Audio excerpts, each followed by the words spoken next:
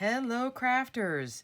This is Suzanne for Scrappiness, and in this video, we're going to talk about mass-producing cards and how to choose a theme for your mass-produced cards because it depends on who the recipient is, the style that you want to go with. These are great gifts to give to your friends, crafty friends, your co-workers, teachers, etc. You want to make a special gift for them because purchasing cards, as you know, can get very pricey, and this is a handmade gift, but it is a controlled handmade gift in terms of it not being so overwhelming for you as a card maker as well. You don't want to be making these type of cards and then it's past Christmas because you bit off more than you could chew. So you want to make cards that you can easily mass produce quickly, and this is a great option using two fabulous products from Scrappiness, namely the large Merry Christmas word die with shadow, 5 inches wide, 3 inches tall, and also the snowflake frame backdrop A2 die. Fabulous. One of my by far favorites. Coming up behind it, one of my new favorites here. And they do come together happy. And then you can add add-ons. Add-on would be here the Christmas foliage die set. That's this one. Or the snowflake trio.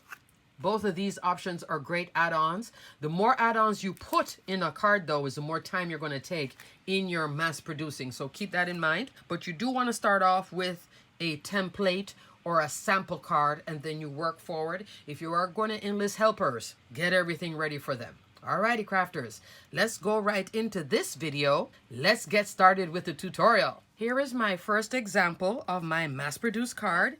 Here I have it a little oversized, but if you're going to do this for mass producing and maybe even making envelopes, or you're going to buy pre-made envelopes, then don't do the overage. This is a 1/4 of an inch over. You would stick where the frame is. So this is just a little bit wider. But this card is what gave me the idea for this video to do the mass producing. Now let's go into making one of these cards and then go into the themes. To make these mass produced cards, here's what you're going to need. Put together that Merry Christmas word die, and we're going to talk about all the color choices with this. Also, something behind this snowflake frame. If you put it against your card base, it will look like this. It can work that way, but if you want to personalize it, in this instance, I have some gold foil cardstock, and I bought this at a big box store, so it wasn't terribly expensive. You could buy a pack and cut that down. As a matter of fact, I was doing the measurement on this one. If you get foil cardstock or glitter cardstock, you could get around 8 pieces out of this. This is roughly 3 by 6. So when you divide it up amongst a 12 by 12 sheet of paper, you can get 8 of these labels, you know, just the top end glitter or the back end glitter, etc. Okay, so you would use 2 sheets to do this. And that's what we're going to do. Okay, so first I'm going to remove the tape backing. Notice how the edges here fit 1/4 inch tape. So you can do wet glue. My only thing with wet glue is be careful of using too much wet glue. The more wet glue that you use is the more your card is going to start curling on itself. Okay, that's the beautiful thing with double-sided tape. It stays flat. So I removed the tape backing. Now this piece is not cut at 4 1/4, 5 1/2. You can cut it about 1/8 of an inch shorter, not too short, even though you do have a clearance here, but you still want it to be just a little bit, just in case you don't put it on correctly. And if you have non-crafters helping you, it's easier for them to line it up as well. See how I have, you can still see the edges? That's about 1/8 of an inch all the way around shorter, okay? Then I'll use my ATG gun, and then adhere it to a card base. This card base is 5 1/2 inch wide, 8 1/2 inch tall. So you're taking a regular 11 by 8 1/2 inch piece of cardstock, cutting it down the center at 5 1/2 inch. So you can get 2 cards out of that one sheet of 8 1/2 by 11 sheet of paper. When you're mass producing, you got to start thinking of all these numbers, right? This is 110 pound cardstock. Then on the 8 1/2 inch side, you're going to score down the middle at 4 1/4 inch. This makes your A2 card base. That's what this goes on top. And I love this card. This is my Tiffany blue card. So this is like a Tiffany blue shimmer cardstock colorway with gold foil in the back. And then across the top here, what takes up a nice amount of real estate is our sentiment, this beautiful Merry Christmas. And this is on that gold foil cardstock with cream cardstock on top. And you can put it straight if you want. If you like it this way, go for it. For me, I kind of like just that angle. That angle just denotes fun. And you can make all your mass-produced cards and stop right here. Okay? So this is the basics right here. Now, when we get into this is gorgeous, but it's more work. And if you don't have the time to do it, you can stop right here with these two dies. Done. But for mailing, this one will be easier for you to mail, go into a standard envelope, and it says everything. And then on the inside, you can use a sentiment stamp on the inside. You can write sentiments. If you're going to give it to somebody, just give them the blank cards. But now, reason why I'm leaving this base and leaving this separated, because now we're going to talk about choosing that theme for your mass-produced card. So there we just saw Tiffany Blue.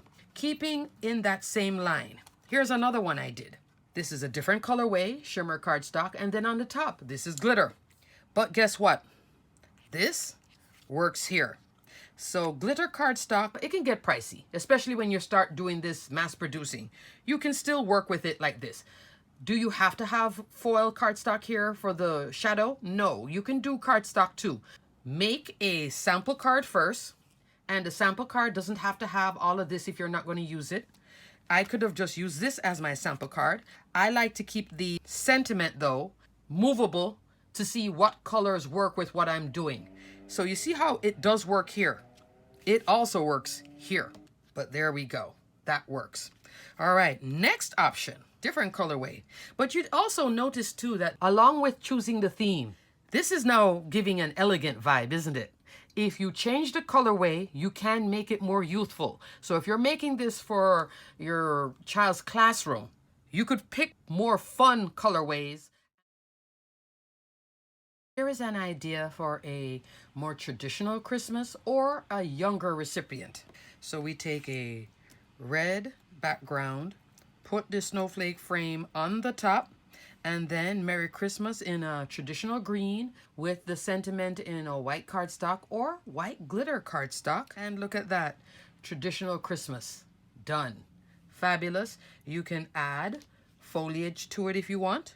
You could do a holly theme. You could add snowflakes to it. There we go. Moving on. So here's another option, cream with silver. And I think this is gorgeous as well. Pretty. I also had it with this. And you see how that works as well. So when you're choosing your theme, make a few, what speaks to you. Then you start to think about, who am I really giving this to? And then you can either, go this route. If you're only going to give 5 or 10, you can go this route. If you're giving them 50, and then if you're making this for an organization, let's say for assisted living facility, kids in a hospital, etc., normally they want you to keep the cards flat. They don't want a bunch of embellishments and height. That's where this mass production also comes very much into play, and is still a beautiful card. Okay, it doesn't have to be boring if it's flat. Coming back again to that A2 card base. And this card base can be white. You can do it in craft. I'm going to go a different colorway of elegant. We can do navy blue. Here is sort of a ice blue with white cardstock on the top. That works. You can do tone on tone if you want. It's pretty too. Tone on tone, there's nothing wrong with tone on tone. Then bring in the fun. Come back that way. We can also make it a little bit more fun with a splash of red shadow with white glitter cardstock. This does not have to be glitter, so you can still have fun with it. But we're moving on. We're still going. Keeping with this, we can do this colorway. A sort of gray-blue cardstock with navy on top. Now we're going into our masculine cards. This now becomes a more masculine card right here. Can you make it elegant? Still elegant in either colorway, actually. Okay. Let's go navy on navy, tone on tone. Look at that. Isn't that gorgeous? Look at that. That's beautiful too. So choose your theme. Think about who the recipient is or who the recipients will be potential and go from that. I'm just showing you that this can go elegant if you want. Here's another idea, and it came to me while I was creating all these different colors. Let's say your friend works for American Airlines. Look at that. And I do have a few friends that I know that work for American Airlines, okay? So the colors is red and navy blue. I could make a bunch of cards and give to that friend who can then pass it on to all their flight attendants, pilots, etc. Because company logo colors, interesting. Cruising too, Carnival Cruise Line, in this same kind of colorway. You're going sailing, look at that. Becomes more fun. You see? Here's another option. This is like a white shimmer cardstock with silver matte foil in the background. And on this one, I'm going to put that red, that pop of fun. Now let's talk about those add-ons. These are the other options, Christmas foliage or snowflake trio. So with Christmas foliage, kind of like what I did here, just simply tuck it in like so. You can cut this so you don't have that exposed piece, but it's easy just to do the foliage. But look how the snowflake is gorgeous on that. Options. You can cut this in half. See how this was almost a half piece and half of it is gone? Definitely shorten your time. Just cut it in half and then tuck. Glue it down, tuck. If the kids are helping you, prep it as much as possible before you get help enlisted. If the helpers are not crafters, then you need to prep everything. Prep a lot of it so that when they're helping you to assemble and it becomes a fun activity, family activity, it's not such a chore for them, you know, for them to give up and be like, oh, this is too much. Yeah, I get the eyes rolling with my own children with crafting. So if you're like, well, we're going to make cards for your teachers, for your classroom, and you have your 2 kids, this is a project that it's neither masculine nor feminine, so little boys and little girls won't be freaking out over it. It's just making cards. And then they can tuck it in and make a bunch. You could get a little box, wrap it up in tissue, put it in a gift bag. Because these cards essentially are pretty flat, you can get a bunch of them without taking up a lot of bulk. Play with all of what you have first, you know, before you finalize. And then think about who you're giving it to. But you see how this little word die though, and this backdrop die really set off all of what is happening here. So you can definitely make a bunch of these, mail them off to somebody, donate them to somebody, and most organizations will not take them popped up like this. They really want them more flat. That doesn't mean it doesn't have to be gorgeous. Alrighty? Okay, crafters, so I just wanted to show you that you can definitely mass produce cards and choose a theme while you're at it. It doesn't have to get boring. It can stay fresh every time you keep changing.